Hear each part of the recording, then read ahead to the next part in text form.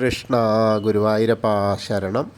ഗുരുവായൂരപ്പൻ്റെ ഉച്ചപൂജയും കളഭാലങ്കാരമൊക്കെ കഴിഞ്ഞു. നട തുറന്നു. നമുക്ക് തൊഴാനായിട്ട് പോവാം. ചതുർബാഹുവായ വിഗ്രഹത്തിൽ, ദേവകൾ പൂജിതമായ വിഗ്രഹത്തിൽ ഇന്ന് ഭഗവാൻ ഏത് രൂപത്തിലാണ് നമ്മളെ ഭക്തരെ കാത്തിരിക്കുന്നത് നോക്കാൻ വേണ്ടി നമുക്ക് പോവാം.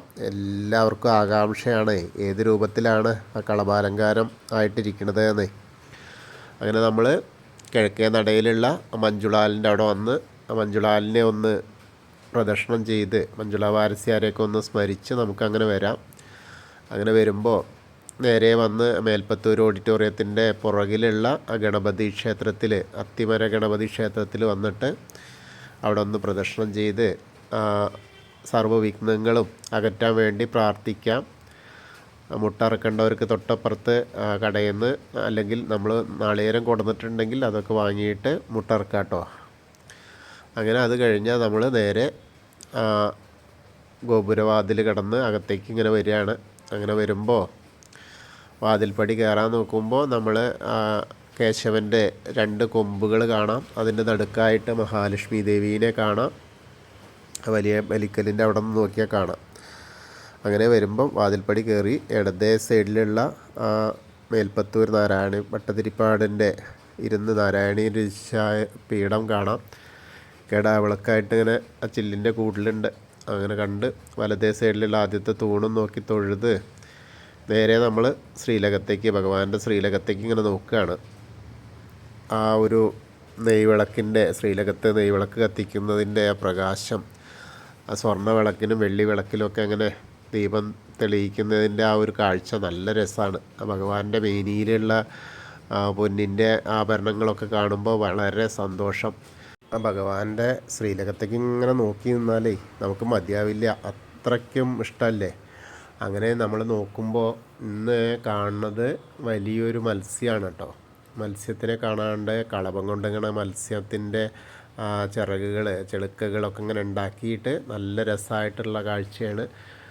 അരയ്ക്ക് താഴേക്ക് മത്സ്യാവതാരമൂർത്തി, മുകളിലേക്ക് മഹാപ്രഭുവായിട്ട് നാരായണനായിട്ടാണെന്ന് ആ ശ്രീലകത്തേക്ക് നിൽക്കുന്നത്. അങ്ങനെ അരമണിയൊക്കെ കാണാണ്ട് അങ്ങനെ മുകളിലേക്ക് ഇങ്ങനെ നോക്കി വരുമ്പോൾ കഴുത്തിലൊരു മാങ്ങാമാല ഉണ്ട്, ഒരു വളയം പോലത്തെ മാല ഉണ്ട്. അതേപോലെ നല്ല ഒരു എന്താ പറയുക, പീലിത്തിരുമണിയൊക്കെ കെട്ടിയിട്ട് ഇങ്ങനെ നിൽക്കണ പോലെ നല്ല രസമായിട്ടുള്ള കാഴ്ചയാണ്. അങ്ങനെ കൈവളകൾ ചതുർബാഹുവായ 4 കൈകളിലും കാണാണ്ട്, തോൾവളകൾ കാണാണ്ട്, ശംഖ് ചക്ര ഗദാപത്മത്തോട് കൂടിയിട്ടിങ്ങനെ മത്സ്യാവതാരമൂർത്തി നാരായണ സ്വരൂപത്തിലാണ് കാണുന്നത്. വളരെ മനോഹരമായിട്ടുള്ള കാഴ്ച. പിന്നെ തിരുമണിമാലകൾ 2 ചാർത്തിയിട്ടുണ്ട്. തെച്ചിയും തുളസിയുണ്ട്, അതേപോലെ വെളുത്ത പൂവുണ്ട്. അതേപോലെ തന്നെ ഒരു വലിയ ഉണ്ടമാല, തെച്ചിയും തുളസിയും വെളുത്ത പൂവായിട്ടുള്ളത് അങ്ങനെ കാണാനുണ്ട്. വളരെ മനോഹരമായിട്ടുള്ള കാഴ്ച. അപ്പോൾ എല്ലാവരും ആ ഭഗവാന്റെ ഗുരുവായൂരപ്പൻ്റെ ശ്രീലകത്തേക്ക് നോക്കിയിട്ട് പ്രാർത്ഥിച്ചോളൂ കേട്ടോ. നന്നായിട്ട് പ്രാർത്ഥിച്ചോളൂ. നമ്മുടെ പ്രാർത്ഥനകളൊക്കെ ആ ഗുരുവായൂരപ്പൻ കേൾക്കും, മഹാവിഷ്ണു കേൾക്കും. ആ മത്സ്യാവതാരമൂർത്തിയായിട്ട് അവതരിച്ചിരിക്കുന്ന ഇന്നത്തെ ആ കളഭാലങ്കാര രൂപി കേൾക്കും. എല്ലാവരും നന്നായിട്ട് പ്രാർത്ഥിച്ചോളൂ. ഇനി നമ്മളങ്ങനെ പ്രാർത്ഥിച്ചിറങ്ങുക. അങ്ങനെ സോപാനപ്പടിയിൽ നിന്ന് ഇറങ്ങിയിട്ട് നമ്മൾ ആ അഗ്നികോണിലുള്ള ബലിക്കല്ല് നോക്കി തൊഴുക, തിടപ്പള്ളി നോക്കിയിട്ട് തൊഴുക. അതേപോലെ തിരിച്ചു വരുമ്പോൾ അങ്ങനെ ആ ഒരു ചുമരിൻ്റെ മുകളിലുള്ള ആലിലക്കണ്ണനെ കണ്ട് തൊഴാം. പിന്നെ സപ്തമാതാക്കളെ കണ്ട് തൊഴാം. അതേപോലെ തന്നെ വിഘ്നേശ്വരൻ്റെ അടുത്തേക്ക് വരിക. വിഘ്നേശ്വരൻ്റെ അടുത്ത് വരുമ്പോൾ ഇന്നും കണ്ണനായിട്ട് തന്നെയാണ്. ആ പീലിയൊക്കെ വെച്ചിട്ടുണ്ട്. നല്ല രസമായിട്ടുള്ള അലങ്കാരമായിട്ടാണ്. കൊമ്പും തുമ്പി കൈയൊക്കെ ഇങ്ങനെ നന്നായിട്ട് കളഭം കൊണ്ട് ചാർത്തിയിട്ടുണ്ട്, ചന്ദനം കൊണ്ട്. നല്ല രസം. യു ഷേപ്പിലുള്ള ഒരു എന്താ പറയുക, ഗോപിക്കുറി ചാർത്തിയിട്ടുണ്ട്. ധാരാളം അർച്ചനപ്പൂക്കളുണ്ട്. അപ്പോൾ ഗണേശനെയും കണ്ട് പ്രാർത്ഥിക്കാം. എല്ലാവരും പ്രാർത്ഥിച്ചോളൂ കേട്ടോ. ഏകദന്തം മഹാകായം തപ്തകാഞ്ചന സന്നിഭം ലംബോദരം വിശാലാക്ഷം വന്ദേഹം ഗണനായകം. അത് കഴിഞ്ഞ് സരസ്വതി അറയിലേക്ക് നോക്കുക. അവിടെ ആ കിടാവിളക്ക് കത്തി നിൽക്കുന്നുണ്ട്. സരസ്വതി ദേവിക്ക് ഒരു മാല ഉണ്ട്, വെളുത്ത പൂവും തുളസിയും കൂടി ചേർത്തത്. സരസ്വതി ദേവീനെയും പ്രാർത്ഥിക്കാം. സരസ്വതി നമസ്തുഭ്യം വരദേ കാമരൂപിണി വിദ്യാരംഭം കരിഷ്യാമി സിദ്ധിർഭവതു മേ സദാ. അങ്ങനെ സരസ്വതി ദേവീനെയും കണ്ട് പ്രാർത്ഥിച്ച് നമ്മളങ്ങനെ വരുമ്പോൾ ആ മായാദേവീനെയും ആ ചെറിയ ഗണേശനെയൊക്കെ കണ്ട് തൊട്ട് തലോടിയിട്ട് ഇങ്ങനെ വരാം. മത്സ്യകൂർമ്മ, വരാഹം, നരസിംഹം വരെയുള്ള രൂപങ്ങളൊക്കെ ആദ്യം കാണാം. മേൽശാന്തിയിൽ അവിടുന്ന് അർച്ചന പ്രസാദമൊക്കെ വാങ്ങാം. അത് കഴിഞ്ഞാൽ ആ വാമനാവതാരം കാണാം. അതേപോലെ ആ ഗജേന്ദ്രമോക്ഷത്തിൻ്റെ രൂപം കാണാം. നമ്മളിന്ന് ഗജേന്ദ്രമോക്ഷത്തിൻ്റെ ഒരു കഥ ഇട്ടിട്ടുണ്ടായിരുന്നു, വീഡിയോയിലുണ്ട്. എന്താ വെച്ചാൽ ഗജേന്ദ്രമോക്ഷത്തിനെ പറ്റിയിട്ട് നമ്മളെന്നും പറയുന്നു. അപ്പോൾ അതെന്താണെന്ന് ചോദിച്ചിരുന്നു. അപ്പോൾ അങ്ങനെ ആ ചോദിച്ച അവർക്കുള്ള ഒരു മറുപടി കൂടിയായിട്ട്, എല്ലാവർക്കുമുള്ള മറുപടിയായിട്ട് തന്നെ അറിയുമായിരിക്കാം. എന്നാലും ഒന്നുകൂടി നമ്മൾ ആ ഗജേന്ദ്രമോക്ഷത്തിൻ്റെ കഥ നമ്മൾ വീഡിയോയിൽ ഇട്ടിട്ടുണ്ട് ചാനലിൽ. അങ്ങനെ ആ ഗജേന്ദ്രമോക്ഷം കാണാം. അതേപോലെ വാമനാവതാരം കണ്ട് ഗരുഡാരൂഢനായിരിക്കുന്ന മഹാവിഷ്ണുവിനെയൊക്കെ കണ്ടിങ്ങനെ വരിക. പിന്നെ അനന്തശായിയായ അനന്തപത്മനാഭനെ കണ്ട് തൊഴുക. അവിടെ നിന്ന് ധാരാളം പൂക്കളുണ്ട് കേട്ടോ. വലിയ വലിയ മാലകളൊക്കെ ചാർത്തിയിട്ടുണ്ട് ബ്രഹ്മാവിനും മഹാലക്ഷ്മിക്കും. അതേപോലെ താമര വെച്ചിട്ടുണ്ട്. അനന്തശായിയായ മഹാവിഷ്ണുവിൻ്റെ ദേഹത്ത് ഇങ്ങനെ നിറയെ താമരകൾ വെച്ചിട്ടുണ്ട്. അപ്പോൾ അവിടെയും കണ്ട് തൊഴുത് നമ്മൾ ശ്രീകോവിലിൻ്റെ പുറകുവശത്തായി വന്ന് സാഷ്ടാംഗം നമസ്കരിക്കുക. അതിനുശേഷം നമ്മളിങ്ങനെ വന്ന് ദശാവതാര വിഗ്രഹങ്ങൾ ബാക്കിയൊക്കെ കാണാം. ശ്രീരാമചന്ദ്രനും ബലരാമനും ഭാർഗവരാമനെയൊക്കെ കണ്ട്, കൃഷ്ണനെയും ഒക്കെ കണ്ട്, മുരുകനെയൊക്കെ കണ്ട് വരാം. അങ്ങനെ ഹനുമാൻ സ്വാമിയുടെ അടുത്ത് വരിക. ഹനുമാൻ സ്വാമിയുടെ അടുത്ത് വരുമ്പോൾ ഇന്നൊരു തുളസിമാല കാണാണ്ട് പിന്നെ കുറച്ച് കുങ്കുമമുണ്ട് കേട്ടോ. അപ്പോൾ എല്ലാവരും ഹനുമാൻ സ്വാമീനെ പ്രാർത്ഥിച്ചോളൂ. ത്വമസ്മിൻ കാര്യനിര്യാഗേ പ്രമാണം ഹരിസത്തമ ഹനുമാൻ യജ്ഞമാസ്തായ ദുഃഖക്ഷയകരോ ഭവ മനോജവം മാരുതതുല്യവേഗം ജിതേന്ദ്രിയം ബുദ്ധിമതാം വരിഷ്ടം വാദാത്മജം വാനരയൂതമുഖ്യം ശ്രീരാമദൂതം ശിരസാ നമാമി. ബുദ്ധിർബലം യശോധൈര്യം നിർഭയത്വം അരോഗത അജാഡ്യം വാക്പടുത്തം ഹനുമസ്മരണാത് ഭവേത്. ഓം നമോ ഭഗവതേ ആഞ്ജനേയായ മഹാബലായ സ്വാഹ. ഹനുമാൻ സ്വാമിയെ കണ്ട് പ്രാർത്ഥിച്ച് അതിനുശേഷം ആ രാധാകൃഷ്ണ വിഗ്രഹവും അതേപോലെ കാളിയമർദ്ദന രൂപവും വെണ്ണക്കണ്ണൻ്റെ രൂപമൊക്കെ കണ്ട് നമ്മൾ വരുമ്പോൾ ആ ഓവിൻ്റെ അവിടെ ഒന്ന് പ്രാർത്ഥിക്കാം. പിന്നെ അതിൻ്റെ അടുത്തുള്ള താമരക്കണ്ണനെ നോക്കിയിട്ട് തൊഴാം. കൽപ്പകവൃക്ഷത്തിൻ്റെ ആ ചുവട്ടിലിരിക്കുന്ന താമരക്കണ്ണനെ കണ്ട് പ്രാർത്ഥിക്കുക. സർവാഭീഷ്ടപ്രദായനിയായിട്ടാണ്, അപ്പോൾ അത് പ്രാർത്ഥിക്കാം. പിന്നെ അവിടുന്ന് തന്നെ നോക്കിയാൽ നമ്മളെ കൊടിമരം കാണാം. കൊടിമരത്തിൻ്റെ മുകളിലുള്ള ആ ഗരുഡധ്വജനെ അവിടുന്ന് തന്നെ നോക്കിയാൽ കാണാം കേട്ടോ. ആ ഓവിൻ്റെ അവിടെ നിന്ന് നോക്കിയാൽ അവിടുന്ന് പ്രാർത്ഥിക്കാം.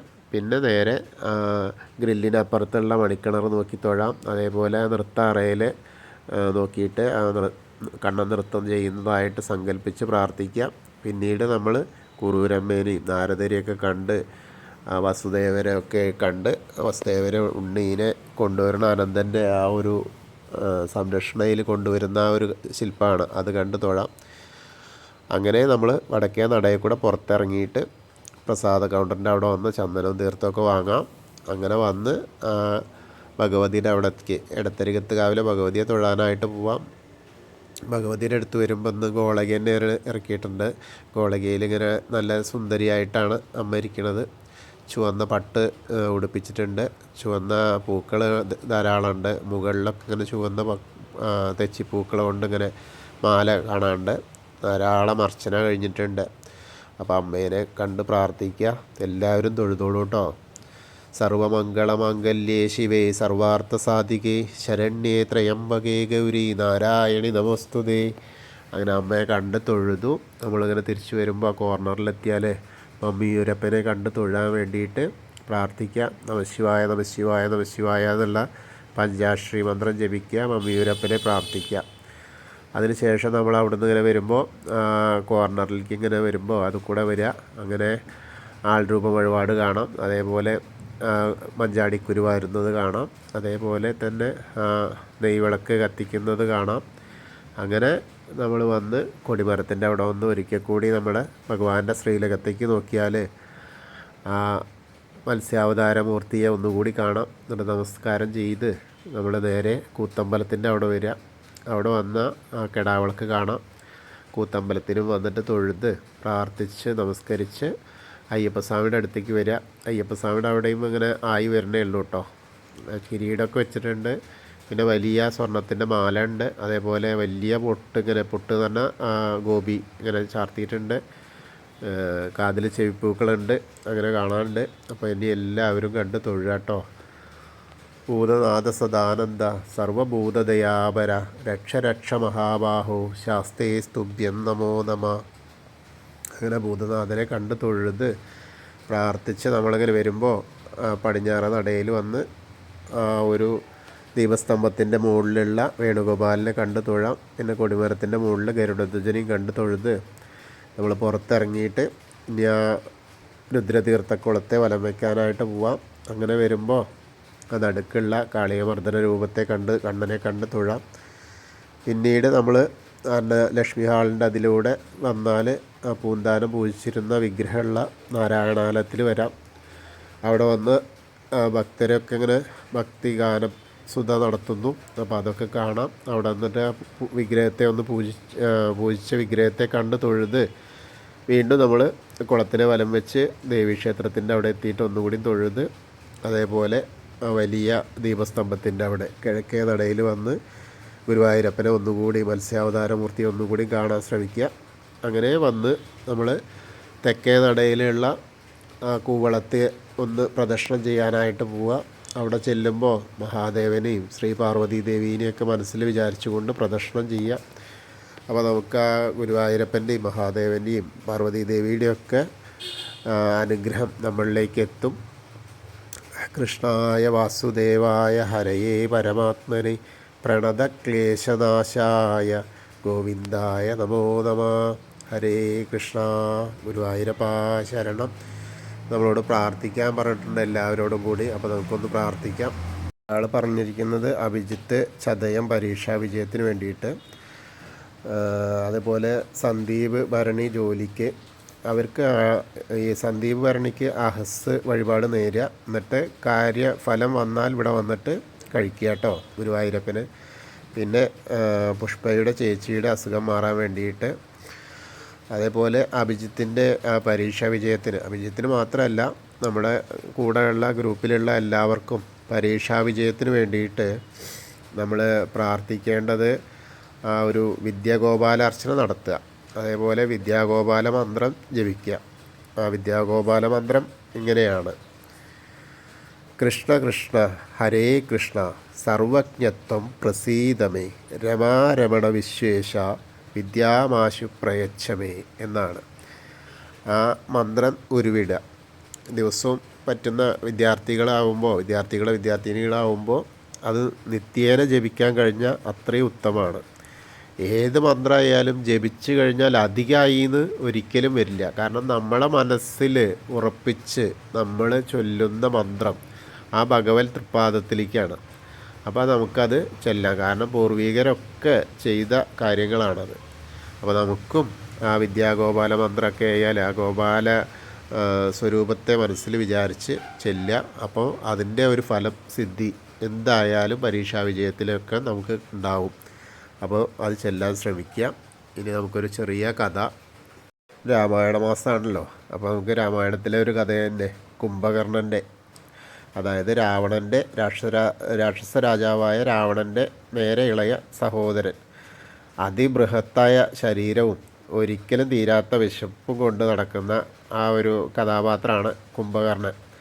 തൻ്റെ ശക്തി പ്രകടനത്തിൻ്റെ ഭാഗമായി പല സന്യാസിമാരെയൊക്കെ കൊന്നിട്ടുണ്ടെങ്കിലും ഒരു നല്ല വ്യക്തിത്വമായിട്ടാണ് അദ്ദേഹത്തെ എല്ലാവരും കാഴ്ച ഉള്ളത്. ഒരിക്കൽ ബ്രഹ്മാവിനെ തപസ് ചെയ്ത് പ്രത്യക്ഷപ്പെടുത്തി വരം ആവശ്യപ്പെട്ട സമയത്ത് സരസ്വതി ദേവി ആ കുംഭകർണൻ്റെ നാവ് കെട്ടിയിട്ടു. എന്നിട്ട്, അതായത് കുംഭകർണൻ ആവശ്യമുണ്ടായിരുന്ന ഇന്ദ്രൻ്റെ സിംഹാസനമായിരുന്നു. അപ്പോൾ അതിന് വേണ്ടിയിട്ട് ഇന്ദ്രൻ്റെ സിംഹാസനം ലഭിക്കാൻ വേണ്ടിയിട്ടാണ് അദ്ദേഹം പ്രാർത്ഥിച്ചത്.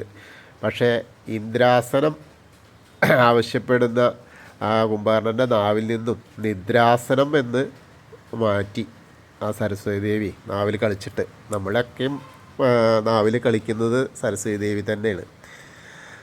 അപ്പോൾ നിദ്രാസനം എന്ന് പറഞ്ഞാൽ അനന്തമായ ഉറക്കം എന്നാണ്. അപ്പോൾ അത് കഴിഞ്ഞ് ബ്രഹ്മാവ് വരം നൽകി. എന്നാൽ ഇതറിഞ്ഞിട്ടുള്ള രാവണൻ സത്യത്തിൽ ആ ശാപമായ വരം തിരിച്ചെടുക്കാൻ ബ്രഹ്മാവിനോട് ആവശ്യപ്പെട്ടു. അങ്ങനെ വീണ്ടും തപസ് ചെയ്തു. അപ്പോൾ കുംഭകർണന് വേണ്ടിയിട്ട് 6 മാസം ഉറക്കവും 6 മാസം തീരാത്ത വിശപ്പുമായിട്ട് മനുഷ്യനെ അടക്കം മുന്നിൽ കാണുന്ന എന്തിനേം തിന്നുന്ന ഒരു രാക്ഷസനായിട്ട് തന്നെ ജീവിച്ചു എന്നാണ്. രാമായണ യുദ്ധസമയത്ത് രാവണൻ ശ്രീരാമനാലും രാമസേനയാലും അപമാനിക്കപ്പെട്ടിട്ട് തൻ്റെ സഹോദരൻ്റെ സാന്നിധ്യം ആവശ്യമാണെന്ന് തോന്നിയ രാവണൻ വളരെയധികം ക്ലേശിച്ചാണെങ്കിലും ഉറക്കത്തിലായിരുന്നു. അതായത് ആ സമയത്ത് ശരിക്കും ഉറക്കത്തു നിന്ന് എണീപ്പിക്കാൻ പാടില്ലായിരുന്നു. പക്ഷേ ഏട്ടൻ വന്ന് വിളിച്ചു ഉണർത്തി. രാമരാവണ യുദ്ധത്തിൻ്റെ സാഹചര്യങ്ങൾ മനസ്സിലാക്കിയ കുംഭകർണൻ തൻ്റെ തെറ്റ് രാവണൻ്റെ ഭാഗത്താണെന്നൊക്കെ മനസ്സിലായി. എന്നിട്ട് രാവണനെ ബോധ്യപ്പെടുത്താനൊക്കെ ശ്രമിച്ചു. എന്നാൽ കഥകളൊന്നും കേട്ടിട്ട് അതൊന്നും പറ്റില്ല, എൻ്റെ പക്ഷത്ത് നിന്ന് യുദ്ധം ചെയ്യുമെന്ന് പറഞ്ഞിട്ട് അങ്ങനെ യുദ്ധത്തിന് പറഞ്ഞയച്ച് ആ യുദ്ധത്തിൽ കുംഭകർണൻ മരണപ്പെടുകയാണ് ഉണ്ടായത്. അപ്പോൾ ആ കുംഭകർണൻ്റെ ചെറിയൊരു കഥയാണ്, എല്ലാവരും കേട്ടിട്ടൊക്കെ ഉണ്ടാവും. എന്നാലും നമ്മൾ രാമായണ മാസത്തിലെ രാമൻ്റെ പേര് വരുന്ന തരത്തിലുള്ള ഏത് ഭാഗത്താണെങ്കിലും നമുക്ക് പറയാൻ കഴിഞ്ഞാൽ അത്രയും നല്ലത്. നാരായണീയം ചെല്ലാൻ ശ്രമിക്കാം. കഷ്ടാദേ സൃഷ്ടിചേഷ്ടാ ബഹുതരഭവഗേതാവഹ ജീവവാച മിത്യേവം പൂർവമാലോചിതമജിത മയാ നൈവമഭ്യാദ്ഭിജാനേ നോ ചേജ്ജീവാ കഥം വാ മധുരതരമിദം തത്വപുച്ഛിദ്രസാദ്രം നേത്രൈ ശോസ്ത്രൈഞ്ച പീത്വാ പരമരസസുധാംബോധിപുരേ രമേരൻ. ഹേ അജിത, അല്ലയോ അജിത, തേ സൃഷ്ടിചേഷ്ട കഷ്ട, അങ്ങയുടെ സൃഷ്ടിവ്യാപാരം ദുസ്സഹമാണ്. എന്തുകൊണ്ടെന്നാൽ ജീവവാചാം, അത് ജീവികൾക്ക് ബഹുതര വൈഖേദവാഹ, വളരെ വളരെ അനേകം സംസാര ദുഃഖങ്ങളെ ഉളവാക്കുന്നതാണ്. ഇതി ഏവം എന്നത്രേ മായാപൂർവം ആലോചിതം, ഞാൻ മുമ്പ് കരുതിയിരുന്നത്. അന്യ ന ഏവം അഭിജാന, ഇപ്പോൾ ഞാൻ ഈ വിധമല്ല കരുതുന്നത്. നോ ചേത്, ഇല്ല എങ്കിൽ, സൃഷ്ടി ചെയ്യുന്നില്ല എങ്കിൽ, ജീവ കഥം വാ, ജീവികൾ എങ്ങനെയാണ്, ഛിദ്രസാർദ്രം മധുരതരം, ചിത്തം രസവും ജ്ഞാനവും ആനന്ദവും കിനിയുന്നതും ആകയാൽ അത്യന്തം കൗതുകപ്രദവുമായ ഈ അവിടുത്തെ ശരീരത്തെ നേത്രൈ ശ്രോത്രൈ പീത്വാ, നേത്രേന്ദ്രിയങ്ങളായും ശ്രോത്രേന്ദ്രിയങ്ങളായും പാനം ചെയ്തിട്ട് പരമസുധാംബോജി പുരേ രമേരൻ, പരമാനന്ദമാകുന്ന അമൃതസമുദ്രത്തിൻ്റെ തിരക്കോളിൽ കിടന്നാഹ്ലാദം കൊള്ളുക.